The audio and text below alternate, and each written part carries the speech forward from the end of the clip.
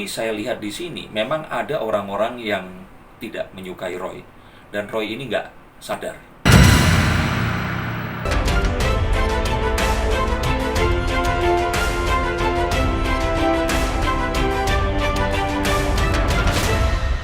Halo pemirsa setia SG Entertainment. Kembali lagi bersama saya Denny Darko, di mana kita semua akan menguak sisi tidak tampak dari artis-artis selebriti Indonesia menggunakan kartu tarot saya.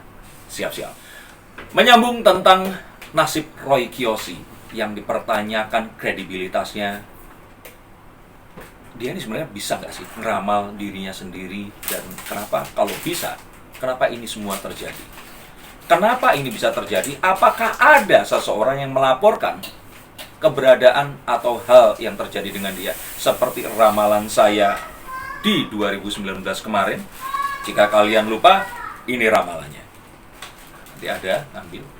Nah, dan kemudian orang mengait-ngaitkan hal tersebut dengan hal ini. Saya nggak bisa bilang iya atau enggak, karena lihat aja nanti sendiri bagaimana ini akan berakhir. Tetapi yang pasti, dan ini akan pasti terjadi seperti di video yang sebelumnya, Roy Kiyoshi ini pasti akan bebas dari tahanan. Dia akan dilepaskan dari sel-sel yang akan selama ini menahan dia.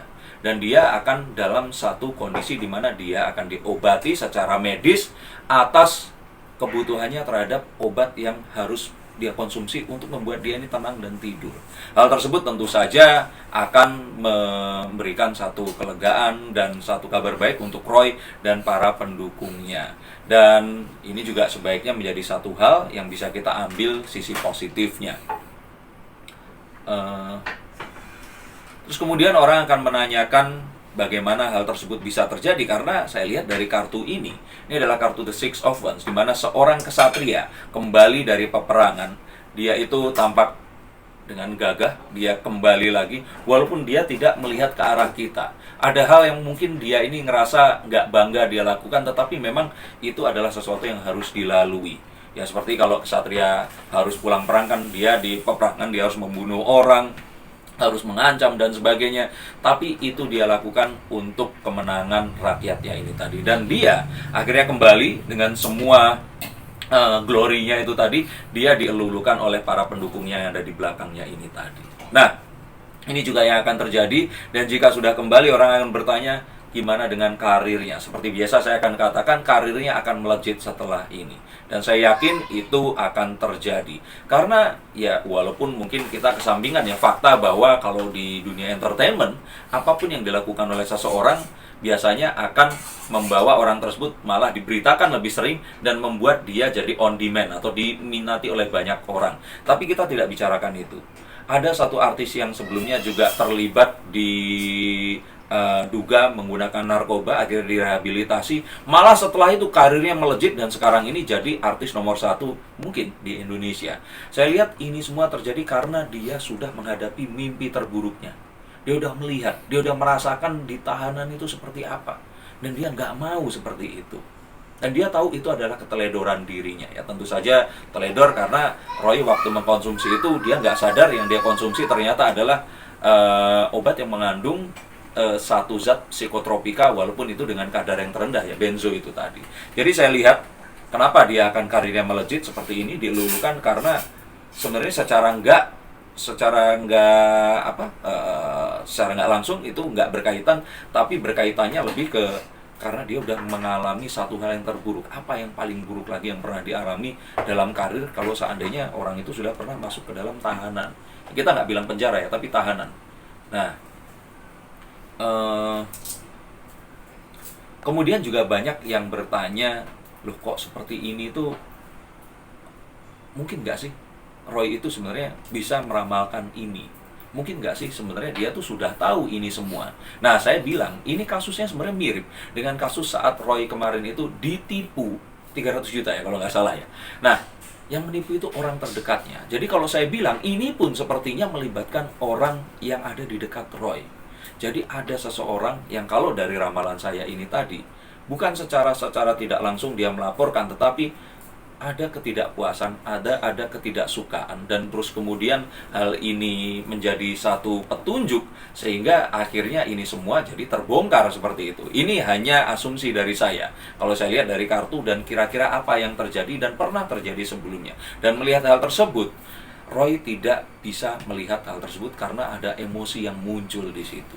Kita tahu bahwa Roy ini adalah pribadi yang, ya kita lihat dia vegetarian, dia juga seorang penganut Buddha yang taat. Jadi kalau saya lihat dia itu sisi kemanusiaannya amat sangat tinggi, bahkan dia itu mungkin tidak berani menuduh orang atau melihat sesuatu sebelum hal itu terjadi. Nah, itu yang saya kira yang kemudian menjadikan ini semua terjadi. Kalau ditanya, tapi apakah bisa sih? Apakah bisa nggak sih seorang paranormal itu meramalkan dirinya sendiri? Kembali lagi, saya bukan paranormal, saya seorang pengamat tanda, saya seorang praktisi dari kartu tarot ini tadi. Tapi kalau saya lihat dari pembicaraan saya bersama para paranormal seperti Mbak Yu, saya juga kenal dengan Ki Joko Bodo dan banyak yang lainnya, itu mungkin kalau diasumsikan, mungkin kalau dianalogikan seperti ini. Om Rudi Hadiswarno itu jago memotong rambut. Tapi sejago-jagonya dia, walaupun dikasih cermin yang besar dan alat paling mahal sekalipun, pasti jika dia diminta untuk memotong rambutnya sendiri, nggak akan lebih bagus dibanding dia memotong rambut orang lain. Ada beberapa hal yang kita tidak bisa lakukan secara mandiri kepada diri kita. Kalau make up mungkin bisa, tapi memotong rambut, melihat bagian belakang kepala kita, itu perkara yang lain. Dan kalaupun ternyata ada seseorang yang mengaku saya bisa kok melihat masa depan saya, itu pasti nggak akan bisa terlalu objektif. Karena misalkan saya akan bilang, saya akan sakit 2 minggu lagi. Untuk menjaga kredibilitas dan membuktikan ramalan saya agar terjadi, saya akan menyuruh orang berpura-pura jadi dokter dan mengatakan bahwa saya sakit, betul dong? Atau saya akan bilang misalkan, 10 hari lagi saya akan mendapatkan uang senilai 1 miliar. Saya bisa pinjam ke seseorang uang 1 miliar, berpura-pura diberikan kepada saya beritakan hal tersebut, dan kemudian saya kembalikan ke teman saya. Hasil dari pemberitaan itu jika dibagi akan tetap seimbang untuk saya dan teman saya. Jadi memang ternyata ya hal tersebut nggak bisa kita buktikan secara langsung, tapi hal tersebut memang dihindari oleh para paranormal ini tadi. Dan sebenarnya yang ingin saya sampaikan juga seperti hal-hal yang lainnya yang saya sampaikan juga untuk kasus yang lainnya. Saat ini terjadi terus kemudian semua orang membuli Roy. Saat ini semua terjadi, kemudian semua orang menyalahkan dia.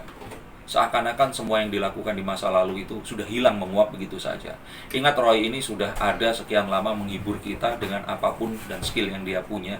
Dan dia menginspirasi kita juga dengan banyak hal yang lainnya. Dan harapannya kita tidak melupakan itu dan kemudian membuli Roy habis-habisan. Karena ini juga menjadi satu hal yang juga dia sayangkan dan meruntuhkan semua kepercayaan dirinya. Dan harapan kita orang-orang seperti Roy ini adalah orang-orang yang terus ada di layar kaca untuk bisa memberikan yang terbaik dari dirinya untuk bisa menghibur kita semua masyarakat Indonesia. Saya tidak ingin mendahului hukum atau otoritas negara, tetapi saya mempunyai feeling yang kuat, mempunyai satu tanda yang kuat yang saya baca di sini bahwa iya, sepertinya asesmennya akan disetujui, dan Roy ini yang saya lihat memang akan terbebas dari besi-besi itu tadi, dan dia akan dirawat secara medis. Kita bicarakan kasus Roy di sini bahwa kalau terlibat narkoba bermasalah atau tidak. Nah, tergantung itu tadi. Kalau di sini dan di kasus sebelumnya, ini adalah orang-orang yang memang terpapar oleh sesuatu yang berbahaya itu tadi, tapi dia tidak menyadarinya. Dan kalaupun ternyata dia menyadari, mungkin dia ini diperalat oleh orang lain. Jadi, ya orang-orang ini sebenarnya adalah korban. Orang-orang yang tidak berdaya.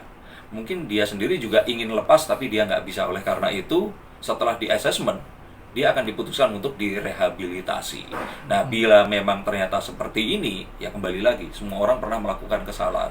Besar kecilnya itu tergantung. Tapi saat kita mencoba untuk menebus kesalahan itu dengan melakukan sesuatu yang lebih baik, itu yang harapannya akan dilakukan oleh Roy dan kita semua saat kita menghadapi hal yang terburuk dalam hidup kita.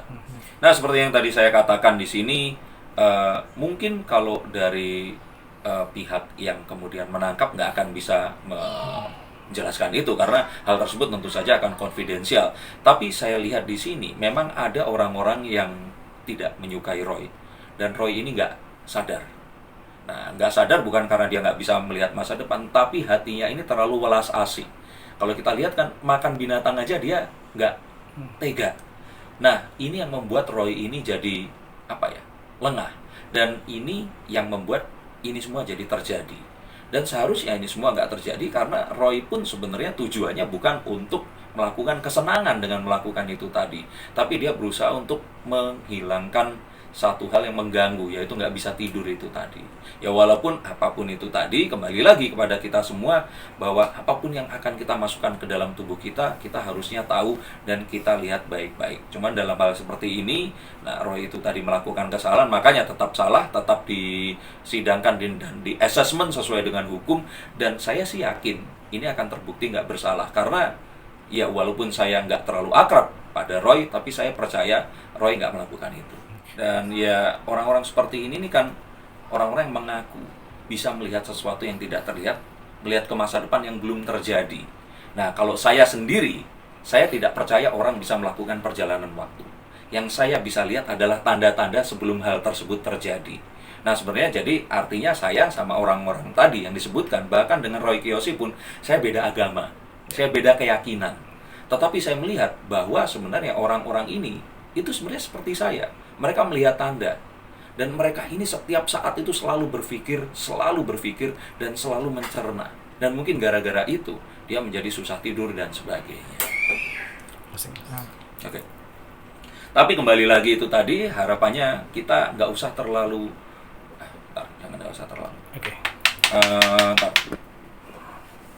Aku punya closing yang bagus soalnya.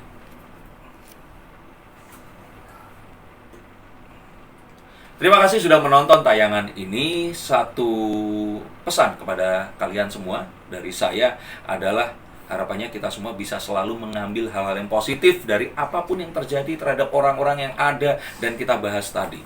Ingat, sesuatu yang positif saja. Yang negatif kita tinggalkan. Dan pasti ada sesuatu yang akan merubah hari kita lagi.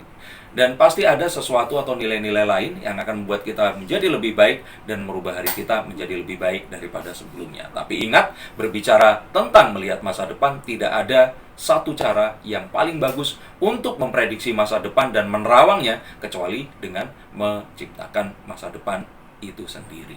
Saya Denny Darko, terima kasih dan sampai jumpa.